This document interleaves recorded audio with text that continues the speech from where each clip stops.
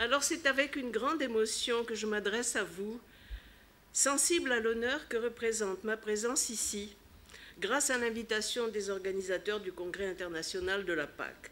Je tiens à exprimer toute ma gratitude au Dr Kouros et à ma collègue et amie Valentina Rigas pour le signe de considération et de reconnaissance qu'il m'adresse en me confiant la charge d'ouvrir le Congrès et en m'accordant une distinction que je reçois comme une marque d'accueil dans votre communauté. N'étant pas spécialisée en psychologie clinique, ni en psychologie du développement, ni en psychologie, ni en psychiatrie, je m'adresse à vous en psychologue social et à l'intérieur de cette discipline, je me suis consacrée à l'étude des représentations sociales, c'est-à-dire que j'ai eu l'occasion d'aborder les questions touchant au domaine des troubles psychiques. Et j'espère que cela ne vous semblera pas trop éloigné de vos préoccupations. En effet, une série de recherches dans le champ de la maladie mentale m'a familiarisée avec un domaine que j'aborde sous un angle particulier, celui des représentations des troubles psychiques et des personnes qui en souffrent, ainsi que de l'accueil que la société réserve à ces derniers. Cette question avait surgi dans les sciences humaines à la suite des mesures de désinstitutionnalisation des soins psychiatriques inspirées par Franco Basaglia en Italie et des contributions insufflées par l'antipsychiatrie et les travaux de Michel Foucault sur la folie. Elle est ensuite tombée un peu dans l'oubli, mais revient maintenant sur le devant de la scène avec la transformation des politiques sanitaires, mais ces politiques ne traitent qu'indirectement du destin social des patients. Et j'aborderai ce dernier à partir d'une réflexion sur les phénomènes de stigmatisation et d'empowerment qui engagent directement le rapport de la société à la folie. L'entrée dans le XXIe siècle est marquée par un important développement des préconisations officielles de l'OMS et des États membres en faveur de l'instauration de la démocratie sanitaire. Le champ de la santé mentale enregistre un fort mouvement de reconnaissance des droits et de l'autonomie des personnes souffrant de troubles psychiques. Et ce mouvement va de pair avec celui de la lutte contre leur stigmatisation. Donnant suite à la Déclaration des Nations Unies en 1995 en faveur d'une intégration pleine et entière des personnes souffrantes dans tous les secteurs de la société, l'OMS fait de la lutte contre la stigmatisation des malades mentaux un impératif de santé publique. Elle engage toute une série de programmes majeurs. En 2001, sur les nouvelles conceptions et les nouveaux espoirs de la santé mentale. En 2005, sur la lutte collective contre la stigmatisation. Et toujours en 2005, 52 pays signent le plan d'Helsinki où l'empowerment figure parmi les 5 priorités d'action en faveur de la santé mentale et du droit des patients. Ces engagements internationaux se sont accompagnés de mesures à des niveaux nationaux et dans le même temps, les usagers des systèmes de soins et leur entourage familial ou amical se sont organisés en associations qui vont œuvrer pour la reconnaissance des usagers et surtout contribuer à de nouvelles formes d'entraide à portée de défense sociale et à valeur thérapeutique. Partenaires des systèmes de soins, ces associations vont faire valoir le point de vue et les revendications des usagers, réclamer et servir la compréhension de leur vécu et l'adaptation à leurs besoins. Le rappel de ces transformations institutionnelles montre l'étroite liaison qui existe entre les processus de stigmatisation et d'empowerment qui restent antinomiques. Et dans ce qui suit, je vais aborder dans un premier temps la question de la stigmatisation qui renvoie à la réponse sociale que rencontrent les mesures d'amélioration des droits et de la qualité de vie des malades et leur volonté de participation citoyenne. Dans un deuxième temps, j'examinerai les conditions et les formes que revêt le processus d'empowerment et ce que cela suppose comme attitude et pratique de la part du milieu d'accueil ainsi que des acteurs de ce processus. Enfin, dans un troisième temps, je considérerai les apports que l'on peut attendre de la part des sciences sociales pour permettre un meilleur ajustement entre ces courants sociaux qui relèvent de logiques différentes mais sont déterminants pour la réussite d'une insertion dans le tissu social. Les politiques définies par l'OMS s'attachent à des formes de statut social des usagers de la psychiatrie dans deux directions que l'on va examiner rapidement. La première direction est dévolue à la lutte contre les phénomènes de discrimination, de stigmatisation dont ils sont victimes au plan institutionnel et social. Et la seconde va poser les cadres d'une autonomie et d'une participation citoyenne de ceux qui ne sont plus reclus derrière les murs de l'asile. Dans les deux cas, une large initiative est laissée aux mouvements locaux d'usagers pour réaliser les actions servant ces deux objectifs. Faute de temps, je me contenterai de rappeler les raisons et les principes qui guident ces deux orientations. La question de la stigmatisation des troubles psychiques et de ceux qui en souffrent n'est pas nouvelle, mais le regain d'attention qu'elle reçoit mérite l'examen étant donné la diversité des facteurs qui interviennent et la permanence de certains obstacles qui rendent problématique la lutte contre ces manifestations. Dans le champ psychiatrique, on s'est jusqu'à présent moins intéressé à ces formes de la stigmatisation qu'aux moyens d'en supprimer les effets. Diverses raisons viennent à l'appui d'une lutte contre la stigmatisation. L'orientation nouvelle des politiques sanitaires conduit à s'y engager, à quoi fait pendant la façon de considérer le rapport aux pathologies mentales et ces pathologies elles-mêmes. En effet, depuis l'époque de l'antipsychiatrie et des travaux de Foucault, la folie est devenue un thème privilégié pour l'étude de la condition humaine et pour la dénonciation de l'ordre social. La victimisation des personnes malades, le traitement social et institutionnel qu'elles subissent sont devenus des objets de réflexion éthique. Comme le disait dans son ouvrage le philosophe de la santé, le philosophe Hans Gadamer, le concept de maladie mentale et d'anomalie psychique est redevenu un problème d'ordre social et politique au cours de ces dernières décennies et surtout depuis Foucault. Selon Gadamer, une conscience normative de nature sociale a eu une incidence sur la définition même de ce qu'est la maladie mentale. Et de cette approche critique et normative sont issues les politiques de désinstitutionnalisation qui ont été adoptées dans de nombreux pays. Cette conscience normative rencontre aujourd'hui tout un courant de réflexion éthique qui, depuis quelques années, a mis en exergue la question du soin, du care, et en a montré les enjeux sociaux et politiques. Le care apparaît comme une notion susceptible de modifier toutes les problématiques sociales, en ce qu'il met en lumière des phénomènes peu visibles ou minorés, qu'il réclame une attention publique et privée aux voix et aux revendications de personnes placées en situation subalterne, minoritaire, vulnérable ou déviante. À ce titre, il est directement lié à l'interrogation actuelle sur la stigmatisation des personnes souffrant de troubles psychiques et les moyens de les mieux prendre en charge. Outre cela, la lutte contre la stigmatisation répond à des raisons négatives visant à pallier les difficultés qu'elle entraîne dans la prise en charge des malades. Et ces difficultés ont trait à la santé publique. Elles incluent le poids social des troubles psychiques, les obstacles à leur prise en charge optimale malgré les progrès dans les moyens médicamenteux et relationnels offerts pour leur traitement, les dysfonctionnements du système psychiatrique auxquels contribuent les conflits de spécialité ou d'école, les coûts psychologiques et financiers qui sont liés à l'accompagnement des patients et au fonctionnement institutionnel. À quoi viennent s'ajouter des difficultés qui sont manifestées par les patients eux-mêmes. Ils peinent à recourir aux soins offerts ou ont tendance à en différer l'accès, soit par manque d'information, soit par insuffisance d'identification de leurs besoins, soit par peur de consulter, soit en raison d'une vision péjorative des professionnels qui s'en occupent. Il y a là tout un champ d'intervention à développer en termes d'éducation pour la santé mentale.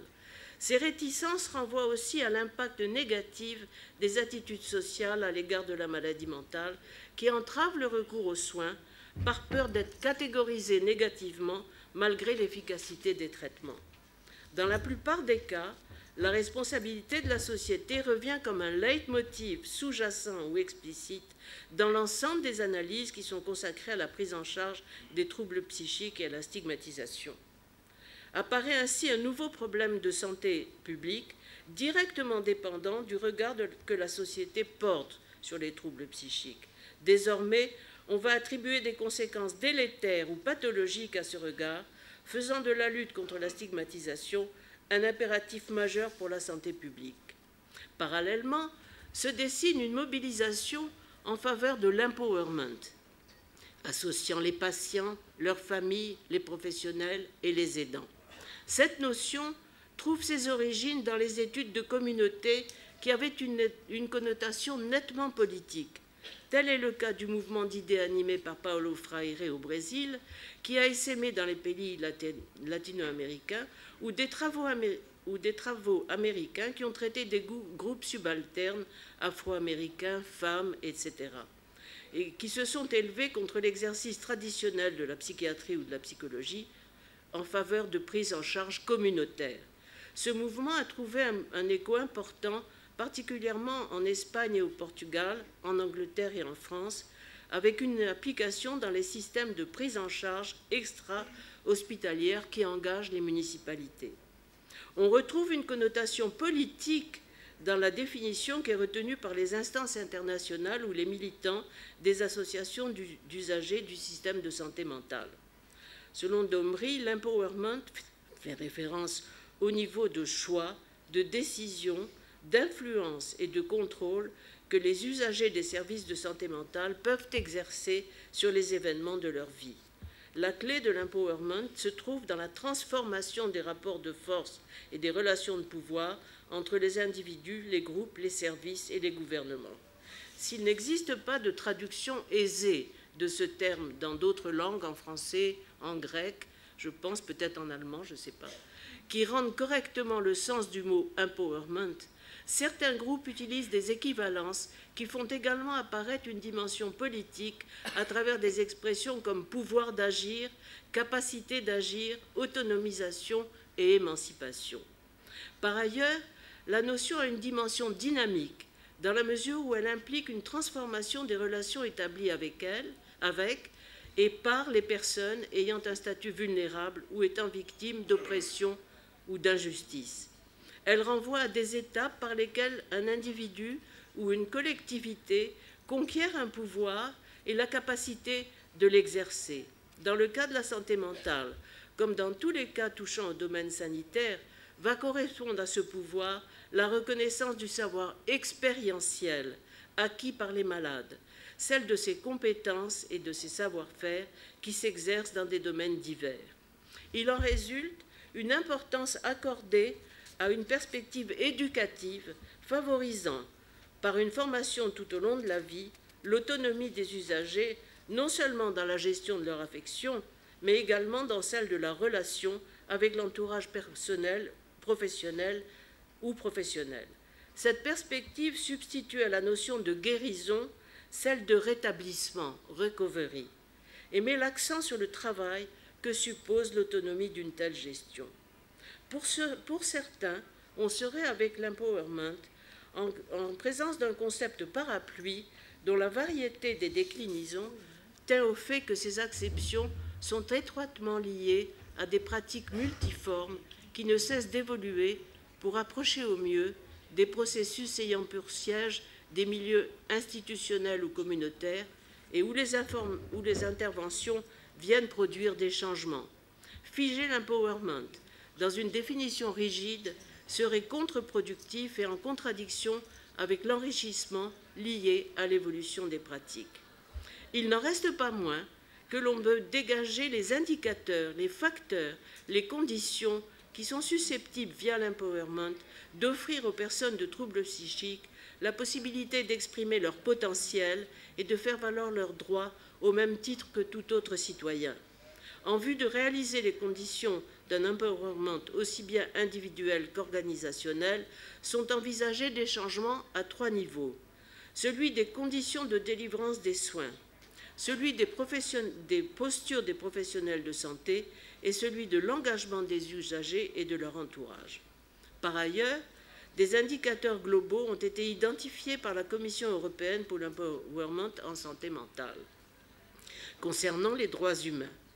le droit de vote des usagers des services de santé mentale, la législation du travail évitant la discrimination à l'emploi. Concernant la participation au processus de décision, l'implication des usagers et de leurs familles, d'une part, dans l'établissement des politiques et législations relatives à la santé mentale, et d'autre part, dans le fonctionnement des services de santé mentale. Concernant la qualité des soins et leur évaluation, l'assurance pour les usagers et leurs familles d'un accès à des soins convenables et adaptés, du contrôle et de l'évaluation des services, de la participation à la formation des équipes soignantes. Enfin, concernant l'accès aux informations et ressources, accès au dossier médical, à une information et une éducation concernant les services et les traitements, disposition d'une assistance juridique en cas d'existence de mesures judiciaires, de fonds publics pour les organisations d'usagers. Ces dispositions ont donné lieu à la définition de bonnes pratiques mises en œuvre dans certains pays signataires grâce à l'action d'associations d'usagers et de leurs aidants et à la réalisation de programmes nationaux ou locaux. Il faut signaler que dans les deux domaines que je viens d'examiner, les préconisations officielles restent surtout internes au système de soins et aux relations établies avec leurs acteurs. On a perdu de vue les problématiques qui ont accompagné les premières réflexions sur le destin social des malades mentaux. Or, ces préconisations impliquent des transformations qui ont un effet sur ce destin, c'est-à-dire sur la façon dont la société va les accueillir. En effet, en dehors des relations entre les usagers, leur entourage et leurs accompagnants, un certain nombre de mesures affectant leur milieu de vie, de travail et d'accueil engagent une réponse sociétale. À partir du moment où les portes de l'asile s'ouvrent, où se créent des organisations de vie ou d'activité inscrites dans le tissu social et supposant une libre circulation dans l'espace public, à partir du moment où les politiques sanitaires appellent une insertion dans les structures de travail, c'est la réaction de la société qui est mise en jeu. Et cette situation insiste à chercher dans les représentations véhiculées dans la société et exploitées par le discours politique et médiatique l'une des raisons du cours qui menace le destin social réservé aux malades mentaux. Pour rendre sensible l'importance des représentations et de leur enracinement dans des visions ancestrales de la folie, il suffit de se reporter à une étude internationale impressionnante qui a été menée sous l'égide du Centre collaborateur de l'OMS de Lille, en France. Cette étude montre la présence de certains invariants dans les évaluations des troubles psychiques, quels que soient les pays, et à côté de connotations liées aux particularités culturelles ou sociales. Et ces invariants concernent trois figures de la pathologie psychiatrique: la folie, la maladie mentale, la dépression. Le fou ainsi apparaît comme inadapté au monde et à la réalité. Vivant hors des cadres et des schémas de pensée courants, il ne peut être compris et il inquiète. Il est dangereux parce qu'imprévisible, incapable de se rendre compte de son état, il a besoin de soins, supposant l'isolement, l'éloignement dans un lieu spécialisé. Concernant le malade mental, deux représentations se dégagent. L'une, purement médicale, lui impute des problèmes et handicaps ayant un fondement biologique et le relevant de la compétence du psychiatre qui peut le comprendre, ce qui le rend moins inquiétant. Et l'autre, au contraire, établit une forte proximité avec le fou. Quant au dépressif, il est caractérisé par la souffrance psychologique et une vision négative de la vie à laquelle il ne peut faire face.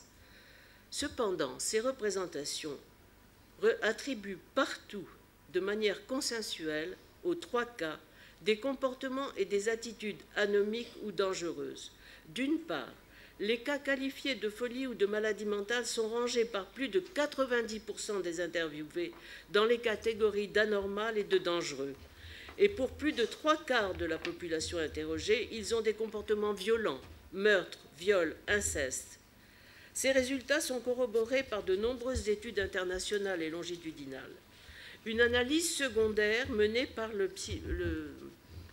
spécialiste de psychiatrie sociale allemand Anger Mayer sur les résultats des enquêtes qui ont été réalisées depuis plus de 30 ans dans différents pays des continents américains, asiatiques et européens montre qu'une amélioration notoire des connaissances concernant les troubles psychiques notamment en termes de reconnaissance des symptômes et de connaissance des recours thérapeutiques, va de pair avec une augmentation sensible de la dangerosité prêtée à ceux qui en souffrent. À quoi tiennent ces allégations de dangerosité, sachant qu'elles sont démenties par les données objectives? Celles-ci indiquent pour tous les pays, d'une part, que dans la population présentant des troubles psychiques, la fréquence des actes dangereux est plus basse que dans l'ensemble de la population. Elles indiquent d'autre part que dans les expériences d'insertion sociale, dans des espaces communautaires qui sont appuyés par une formation adéquate, il n'existe pas de sentiment de dangerosité chez ceux qui sont en contact étroit avec les usagers. Ces phénomènes invitent à dépasser le simple niveau du constat d'existence et de description des représentations. Ils posent toute une série de questions qui concernent la dynamique des représentations et leur rapport avec les conduites de stigmatisation. La première question concerne le rapport entre connaissance, information scientifique et construction des représentations. Une seconde question, plus spécifique, a trait à l'évolution des préoccupations pour la santé mentale et la lutte contre la stigmatisation, faisant passer l'examen des représentations de la folie à celle des personnages sociaux qui en portent le stigma. Et ceci débouche sur une troisième question relative au phénomène de peur que suscite la personne souffrant de troubles psychiques. C'est en ce point qu'un retour sur les présupposés de la théorie des représentations peut contribuer à la lutte contre la stigmatisation. Le temps imparti à cette communication m'oblige à ne considérer que les deux premières questions, que j'examinerai à la lumière de certains résultats d'une recherche que j'ai menée personnellement sur une institution qui s'appelle la colonie familiale d'Aîné-le-Château, où les ressortissants d'un hôpital psychiatrique étaient hébergés chez les habitants d'un ensemble de communes rurales et vivaient en liberté dans l'espace public. Cette question soulève un double problème. Comment et quelles informations délivrer pour changer la réponse sociale?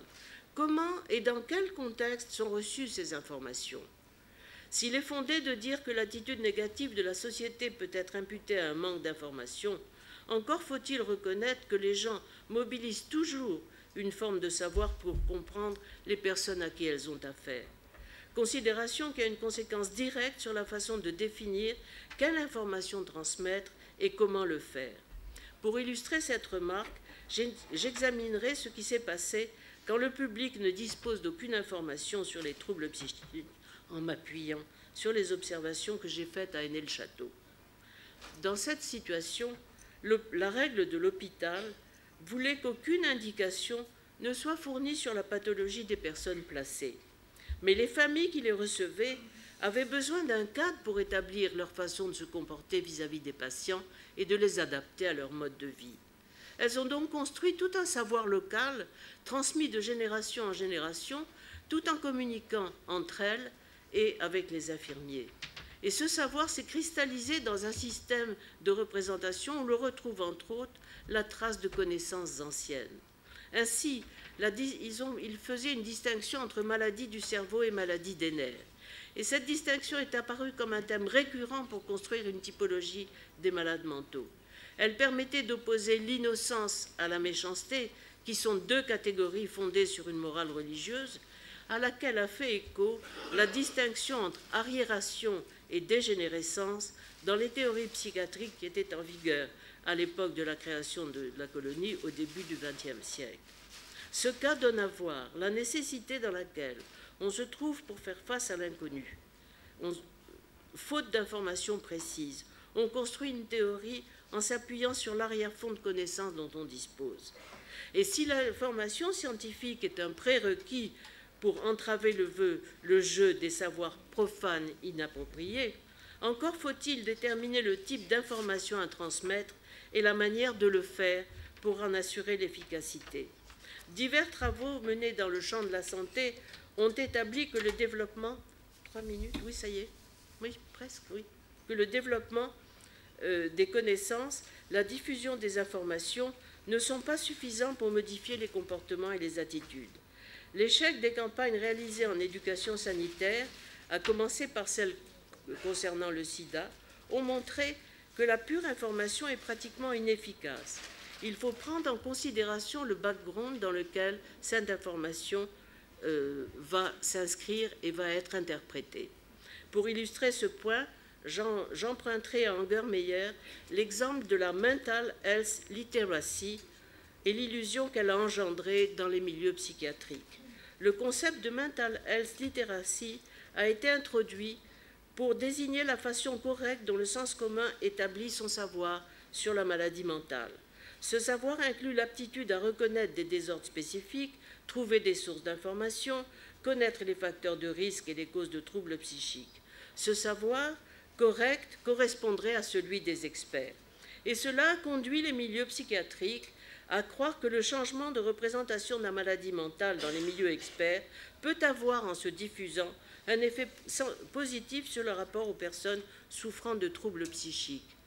Le savoir expert dont il s'agit englobe les théories biogénétiques fondées sur les progrès de la recherche génétique et les techniques d'imagerie qui feraient de la psychiatrie une forme de neuroscience clinique. On espérait qu'une explication des troubles psychiques d'un point de vue biologique, proposant une nouvelle étiologie, contribuerait à leur acceptation. L'attribution de la maladie mentale à des causes génétiques favoriserait l'acceptation des malades qui ne seraient plus jugés responsables de la survenue de leur état. Et certes, les études montrent qu'on observe une diffusion des connaissances sur la nature biogénétique des maladies, assortie d'une acceptation des médicaments psychotropes, objets de rejet par le passé, et d'une augmentation du retour à l'aide professionnelle pour la prise en charge de troubles psychiques.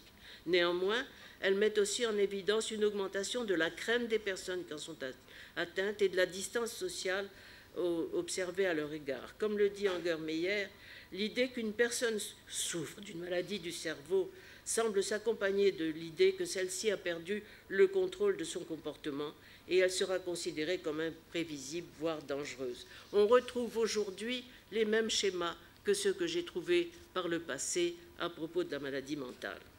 Alors, je passe rapidement puisqu'il ne me reste pas beaucoup de temps et je voulais parler des recherches qui concernent la stigmatisation dont l'évolution a été enregistrée depuis le début des années 2000 et qui tient à des raisons épistémologiques et à un changement d'objet qui accompagne plusieurs dimensions du phénomène. Les dimensions symboliques, les dimensions pratiques, en particulier la disqualification, la ségrégation, la distance et l'exclusion sociale. Les dimensions relatives au contexte de vie et aux interactions et les dimensions découlant de la distinction fondamentale entre le « eux » et le « nous », mettant en jeu les identités sociales. Alors, dans le domaine de la santé mentale, ce cadrage conceptuel peut servir de base aussi bien pour... non, c'est fatigant, je sais, j'ai coupé beaucoup, hein, aussi bien pour l'examen de la construction ou de la justification du stigma que pour la lutte contre la stigmatisation. Par ailleurs, diverses revues de questions ont mis en évidence les lacunes des approches de la stigmatisation qui centraient sur la position des groupes dominants, majoritaires, détenteurs et défenseurs des normes sociales, producteurs de la stigmatisation, ont toujours omis de considérer la position des cibles. Tout se passe comme si la parole des victimes ne constituait pas un matériau social pertinent. Ce retour sur les personnes stigmatisées qu'on observe aujourd'hui, qui était l'objet central de la réflexion d'Irving Goffman dans Stigma dans les années 60, focalise l'attention sur les effets que la stigmatisation peut avoir sur ces victimes, sur le plan de la façon de penser, des sentiments, des conduites et de la santé, ainsi que sur les réponses qu'elles y apportent. Il y a là des directions de recherche qui rencontrent les préoccupations émergeant dans le champ de la santé mentale, que ce soit à propos de l'intériorisation du regard dépréciatif induit par la stigmatisation, aussi bien qu'à travers les injonctions institutionnelles et les mobilisations militantes en faveur de l'empowerment. Aujourd'hui, les personnes souffrant de troubles psychiques réclament elles aussi le pouvoir d'être elles-mêmes les agents de l'affirmation de leurs droits. Et une leader des mouvements en Angleterre dit « Nous ne pouvons pas être émancipés par autrui, nous ne pouvons que nous émanciper par nous-mêmes. Les travaux en sciences sociales devraient contribuer à fournir des instruments d'analyse féconds pour traiter du destin que la société réserve aux affections psychiques et à leurs porteurs et armer ces derniers dans le combat pour leur empowerment. Je vous remercie de votre attention.